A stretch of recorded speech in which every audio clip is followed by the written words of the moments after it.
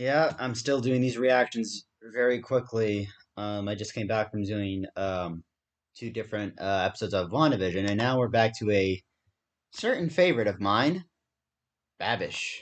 So yeah, WandaVision um, was a very interesting experiment for the MCU, and I really liked what they did with it. I know some people were still left a little disappointed with the ending. I personally enjoyed the last two episodes because I think for me, they resonated with me emotionally. Like they actually made me get very teary eyed by the end, and I don't remember getting teary eyed by the other seven episodes, but I do remember episodes 8 and episode 9 genuinely making me cry a little bit. I saw episode 8 3 times, and it hit with me very emotionally.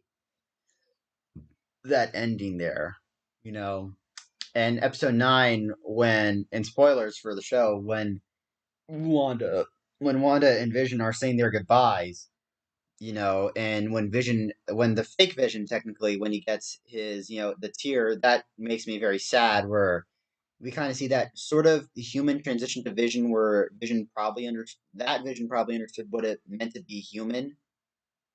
And yeah, Vision's journey was interesting from starting off as an AI, for Tony Stark, and then eventually becoming, a, you know, a full body person in many ways. After the Avengers steal something from Ultron, and then and Vision essentially trying to learn what it is to be human. Yeah, just saying those last two episodes I enjoyed more on an emotional level.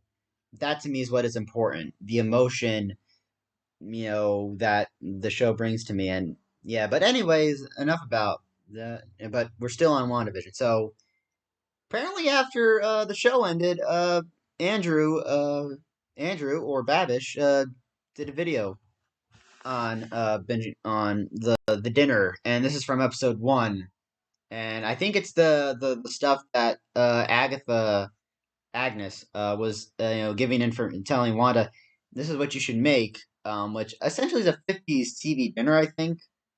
Although this is meat with jellies, I don't know. I don't remember all the foods, but I mean, looking at this, I'd probably rather have breakfast for dinner. I don't know what should be interesting, but I know I wouldn't necessarily eat jelly with something else at the same time, with this meat at the same time. That just does not sound good to my stomach. Anyway, this is Binging with Babish, dinner from WandaVision. I love that theme. Well, I know you're in a pinch, so this menu can be done in a snap. Lobster Thermador with mini mince meat Lobster turnovers to Thermador. start, chicken a la king with twice cooked new potatoes for your second course, and steak Diane and mint jellies for your main. And mint. Do you set your own jellies, dear? Yes. Good girl. Recipe cards are on the counter there. Bon appetit! Hey, what's up guys? Welcome back to Binging with Babish, where this week we are examining the overcomplicated hyper-1950s three-course feast from the first episode of WandaVision. Like so many recipes of the era, this one starts with a whole lot of butter. Specifically in the form of butter. Don't make Paula Deen glee. Paula Deen is gushing, would probably be gushing from the amount of butter that was used in every 1950s dinner. Butter. Just one main ingredient, butter. Had to make a Paula Deen joke there. I'm sorry for ruining the video, Andrew. Puff pastry, which I think is going to be perfect for both the minced meat turnovers and vol au vents for the chicken a la king. If you want to see how to make your own puff pastry from scratch, click the link in the upper right hand corner right now. But you're probably better off buying this at the store and saving your energy for everything that is to come. So once you have finished painstakingly making it from scratch or have just defrosted a couple sheets in the fridge, we're ready to get started. First up, the mint jellies that are confoundingly served with steak Diane. We're starting out by hydrating one packet or half ounce of unflavored gelatin in 1 cup of cool water. While that hydrates, we're going to make a sort of savory mint syrup. Combining half a cup each, water and white vinegar in a large saucepan, along with 2 tablespoons of sugar that we're covering and bringing to a simmer. I'm more fine with breakfast for dinner. Once the simmer has been reached, we're going to pop off the lid, give it a little tiny whisking to make sure that everything is dissolved, and add a big handful of fresh stalks of mint, which we're going to allow to steep for 10 minutes or until they look gross. Now we're going to pop in our Andrew's not going to like this, I have a feeling. Whisk that until it's fully dissolved, and add a couple drops of green food coloring, just so this stuff really, really reads as mint. Then we are dividing evenly into the aspic mold. That is true. A lot of stuff happens to use food coloring, weirdly enough. So, even though you can sort of get the flavor of certain things. Although how my mother does it, she usually just buys a box of Jello that has the Jello mix and warms it up. Obviously, I prefer to get it with the mix, anyways. Buy the Jello with the mix, and then mix it in hot water, kind of, and then put it in a bowl essentially, and then once it's done, once it's cooled off a little bit, I think you go to you then you stir it a little bit with a whisk, so you don't get some clumps in there. And after the whisking, you put a lid on it or leave it unlidded. I don't know, depending. And then you leave it in the fridge. Although one time we left it in the freezer, but I prefer to kind of get just the mix anyway. Probably says a lot about me.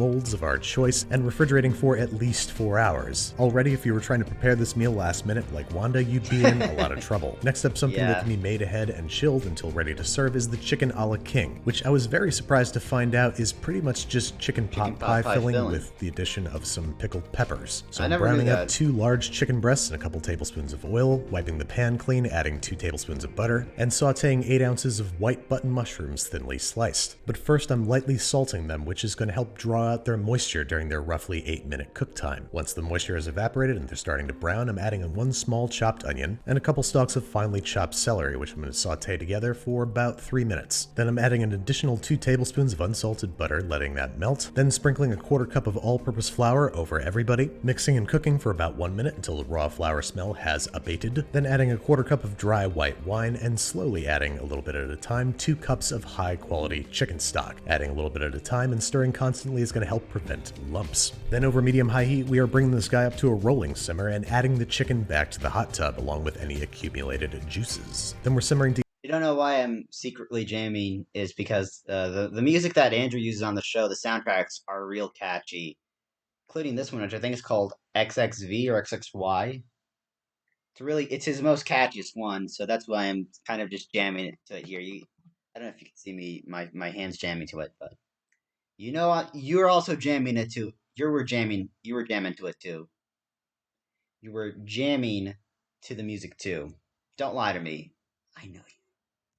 together for 7 to 8 minutes until the chicken is cooked through and the sauce has thickened to your desired consistency, seasoning generously with kosher salt and freshly ground pepper. And then to cool things down before this guy heads into the fridge, we're going to add a 1/2 cup of frozen peas, as well as 1/3 cup of thinly sliced triple peas, or pickled pimento peppers, which we're also going to mix together with a 1/4 cup of heavy cream. And that's all there is to it. Like I said, very similar to a chicken pot pie filling. I don't know why I grew up hearing about chicken a la king all the time. I don't know what I expected, but here it is. Go ahead and fridge until ready to use. Next up, mini minced meat pies. Now, minced meat is a term usually attributed to a sweetened nut and fruit mixture, but being both a savory first course and 1950s New Jersey, I just can't imagine that that's what they were referring to. So I'm taking it at its more literal interpretation, minced meat, removing the fat and connective tissue from about 3 pounds of chuck roast, and using a heavy cleaver to thoroughly chop it into a coarse ground beef. Now, I have no idea what would normally go in one of these turnovers in the 50s, but my mind almost immediately went to a sort of beef stew, so after browning the ground beef, I'm sauteing some diced carrot, onion, and celery for a good long while, like 8 minutes, adding 1 clove of chopped garlic and a tablespoon of tomato paste, sauteing those together for an additional minute just to kiss them with heat before deglazing with 1 cup of homemade beef broth, adding our browned ground back to the tub, and simmering together until the liquid has thickened and almost evaporated about 10 minutes. Then I'm gonna hit it with a little shake of dried oregano, a pinch of dried thyme, seasoned generously with kosher salt and freshly ground pepper, and I think a few generous glugs of Worcestershire sauce will sufficiently transport this stewy filling back in time.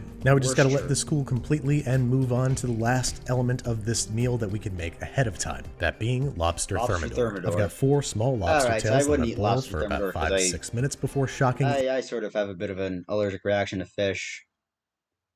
In an ice bath. I enjoy watching Andrew I know Wanda used whole lobsters, but as an appetizer, tails just work better. Once we've patted them dry using a sharp pair o' shears, we're going to snip out the thin membrane underneath the shell, thus liberating the meat, which we're going to gently pop out and set aside, reserving the shell for presentation. Then we're going to chop up the meat into little bite-sized pieces and turn it into a sort of lobster mac and cheese, sans mac, or cheese. Toss that into a bowl and refrigerate whilst we make the sauce. I don't think it's into a large saucepan goes 4 tablespoons of Chicken a la king looks like it could be pretty good. unsalted butter, which we're going to bring to a bubble over medium-high heat before adding 1 chopped shallot. Sweating for a couple minutes, adding 4 tablespoons of all-purpose flour, whisking and cooking for 2 to 3 minutes until the raw flour smell dissipates, and slowly adding 1 cup of whole milk, whisking into a smooth paste after each addition. This is going to give us a thick bechamel sauce, which we're going to make even thicker and richer by effectively turning it into a custard. Into a medium bowl goes 1 egg yolk and a half cup of heavy cream, which we're going to whisk until smooth, before tempering with a few tablespoons of hot bechamel, whisking constantly so that the egg does not scramble, repeating 3 to 4 times until the mixture is fully tempered, and then adding it back to the pot, again whisking constantly and cooking over medium heat if necessary to thicken. Then we're adding a half teaspoon of mustard powder, an 1/8 teaspoon of cayenne pepper, 1.5 teaspoons kosher salt, and a half teaspoon freshly cracked black pepper, whisking until homogeneous and allowing to cool completely before adding about a half cup of this batshit crazy mixture to our lobster meat, tossing it around to make sure that it's evenly coated, and spooning it back into the lobster shells, almost like a twice-baked potato, but with lobster. Then we're finishing things off with a generous pinch of shredded Gruyere cheese. Then these bad boys can be covered and fridged until you're ready to eat them, at which point you're going to broil them until lightly browned. Now we're getting down to the a la minute stuff. First, we're grabbing about 1/3 of our homemade puff pastry, or for some reason, I'm now feeling, given the look of the Lobster Thermador, I feel like I would rather have Rachel's English truffle from Friends, where she mixed half a truffle and half a shepherd's pie. 1 sheet of the store-bought stuff and rolling it out to about a 1/4 inch thickness, which we are going to cut into vol au vent, or darling little pastry cups. Now, as you can see, I started with a biscuit cutter that was too small, so I switched to a big one, and hopefully there's enough pastry left for me to cut out 8 circles, which I'm going to place on a parchment lined baking sheet. Essentially, if you run out of circles, you can still, I think you could still probably form up the dough and roll it out and still get another one. I don't know. And using a slightly smaller biscuit cutter, punching holes into half of them. Then I'm grabbing 1 large egg beaten together with 1 tablespoon of water, brushing the discs down with egg wash, and placing the rings on top, giving everybody a generous brush down before plopping in the fridge for at least 1 hour. This will prevent the butter from melting too fast and leaking out of your pastry. Plus, it's another opportunity to give these guys an extra egg brush down before heading into a 375-degree Fahrenheit oven for 20 to 25 minutes until puffed, light brown, and ready to receive our chicken a la king. Make sure you reserve the tops as snacks for the chef. Next, we're rolling out the remainder of our puff dough to 1/6 of an inch, then using a ruler for precision, measuring it out into 4.5 inch squares, which we're going to place on a parchment-lined baking sheet, brush 2 adjoining edges with beaten egg, fill with about 2 tablespoons of our minced meat filling, and crimp shut with a fork. Looks like a Brazilian pastel that, I don't know, I just thought of it. Down with a beaten egg, sprinkled with finishing salt, fridge for 1 hour, and like bake at 375 degrees Fahrenheit for 15 to 20 minutes until lightly golden brown and puffed. Next up, twice cooked new potatoes. I've got 3 pounds of new potatoes that I'm dropping into some boiling water. Then I'm boiling them for about 15 minutes or until the potatoes show no resistance when stabbed with a paring knife. I'm spreading them out on a rim baking sheet to cool, patting them dry, and then beginning to smash them. You want to smash them just enough so that they're flattened out, but not so much that they fall apart. Then I'm squirting them liberally with vegetable oil, giving them a generous pinch of kosher salt and a few enthusiastic twists of freshly ground black pepper, gently tossing them together to coat, spreading out evenly, scattering some fresh thyme across the top, and roasting at 425 degrees Fahrenheit for 15 to 20 minutes, flipping halfway through. Hold on. By the way, first off, I'm sacrificing watching 3 episodes of The Sopranos so I can get through giving all of you content. So I'll just have content for days, honestly. But hey, I'm still planning on watching those Sopranos episodes that I still have yet to finish. I'm on season 6, by the way. So, back to the topic of the video, WandaVision. Until deeply golden brown and crisp. But I enjoy watching Next, our Andrew final dish of the day, Steak Diane. And even though I have some beautiful filet mignons here, this being the 1950s, they're going to get pounded with this tenderizer, which is probably for the best because steaks of this era were probably cooked well past a muddy gray medium well. Once you are done pounding, we're going to season these with kosher salt and freshly ground black pepper on both sides because despite their mistreatment, they are still relatively thick. And we are headed over to the stovetop where we've got a couple tablespoons of vegetable oil preheating in a large stainless steel pan. In go the steaks, and we're going to sear them about 2 minutes per side. We just want a deep brown crust. Go ahead and set those aside, and gracefully we've got some nice fond here out of which to make a delicious sauce. Into the pan goes 2 tablespoons of cold, unsalted butter, in which we're going to saute 1 small minced shallot rice, 2 to 3 minutes. Sometimes with some leftover stock on the pan, leftover stock or fond. I like to use some of that sometimes, and I grab rice and I mix it with some of the leftover, and I just mix it until it sort of becomes like Chinese food. So it's kind of like my cheaper version of Chinese food. Although unlike Chinese food, we don't get dead rats. I've actually heard a rumor that Chinese food actually puts rats. So yeah, no offense to China, but I only really went to Chinese restaurants for the chopsticks.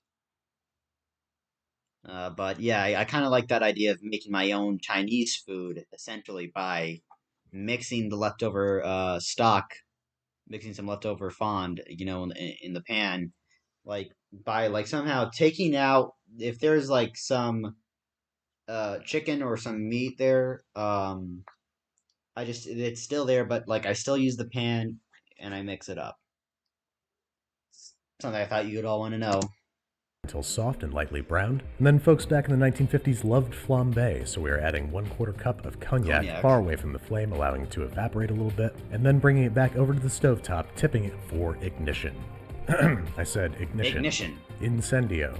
Flame on. Alright, looks like I screwed that up. No big deal. We're adding a 1/2 cup of reduced concentrated beef broth, 2 teaspoons Worcestershire sauce, and 2 teaspoons of Dijon mustard, tiny whisking to combine, and bring to a simmer over medium heat for 2 to 3 minutes until it's slightly thickened. Then we're adding a few dashes of Tabasco and 1/2 cup of heavy cream, tiny whisking to homogeneity before adding the steaks and their accumulated juices back to the pan. I think that finishing cooking the steaks in the sauce makes Steak Diane look really gross, but once again it is period appropriate, so we are simmering in the sauce for about 5 minutes until the steaks are done, and with that we are ready to plate up. We got our freshly broiled lobster tail with new potatoes. Shit, that's not how it goes. It's Lobster Thermador with mini minced meat turnovers, garnished with smoked paprika and chopped parsley. Then it's chicken a la king spooned into our vol au vents, surrounded by new potatoes, and insanely enough, Steak Diane with mint jelly. Now we just need one more thing for accuracy. There we go. Thanks, Wanda. Now we can sample the wares prepared by Witchy Wanda and her robotic bow, Vision. Your dinner guests will swoon at the Lobster's Thermador. Sorry, I'll stop that. The Lobster Thermador is fine, but lobster covered in cheese is just conceptually gross. The mini minced meat turnovers are pretty good, sort of like a gourmet beef stew hot pocket. The chicken a la king is pretty much chicken pot pie filling with spicy pickled peppers, so it's that one was good. And the twice cooked and the mini minced meat overs are the ones that are probably good. New potatoes are super duper crispy. Yeah. And lastly, the Steak Diane, which is cooked to Dick Van Dyke perfection. And it's okay, but it does taste very dated, like it was made with solid state machinery. Perhaps a big bite with our mint jelly will spruce things up a little bit. No, that is really, truly gross. I can see, Andrew. I can see you going out, Andrew. I can see you going out of the frame. I do that too if I had to eat Steak Diane. Because the fillets looked really good until it's like, no offense. I'm probably just agreeing with Andrew on everything here. Plus, I would not eat lobster with cheese, even if I wasn't allergic to fish. I would not want to eat lobster with cheese. It just sounds gross and probably tastes gross. Like Andrew said, it's essentially mac and cheese, lobster mac and cheese, but without the mac or cheese. But hey. You're in a dinner party pinch, you're better off serving them a big plate of black and white breakfast. For dinner. How very European. The only thing it goes really well with wine, because, when they offered it on the show, essentially they had wine with it. So why not go with some wine, Andrew? I'd do that if I was offered breakfast for dinner. Although I wouldn't really drink a lot of wine. I'd only do it on special occasions, not all the time. An old cup of, maybe a glass of a rosé would be nice to have for breakfast. I'm still jamming out to the music here.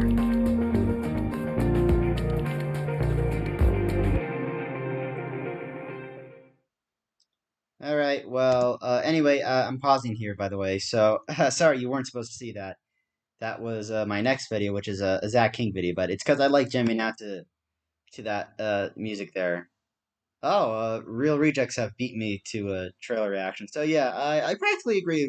I liked what Andrew was doing there, trying to make some period accurate dinners. Although I have to agree, Steak Diane and Lobster Thermador looked very unappealing to me. Although apparently Lego Batman ate Lobster Thermador while watching Jerry Maguire. I remember that. Yeah. I almost have nothing to say actually. Although the mincemeat turnovers looks pretty good, and so did chicken a la king. So I'd probably just have chicken a la king instead. Even though it is chicken pot pie filling, it's like, yeah. Um, I'd say if for dessert, I'd rather go with vanilla sundae with some whipped cream and a cherry on top. Vanilla ice cream with some cherry on top. Or yeah, but breakfast for dinner would definitely be my first choice. Why the hell not? I'd have breakfast for dinner. Seems like a good idea, and seems like it would be pretty good with some wine. Anyways, it would be good with like a rosé or something. Although I don't know how wine and a sausage would react to, or bacon, or eggs. Definitely does not sound like a good idea, though. Now that I think about it, yeah, just breakfast for dinner, no drinks. So yeah, I'm gonna end the video here. That was the dinner from WandaVision, recreated by Andrew Rhea himself, Babish. I'll leave a link to the original video down below and a link to Andrew's channel. He's got 9 million subscribers. Hopefully, he gets to 10. And a link to my Instagram page because I am that nice. Thank you all for watching. Don't forget to like, comment, subscribe. If you do, subscribe. Hit that bell to stay notified. And I guess I should say I wish you all Godspeed. Take care.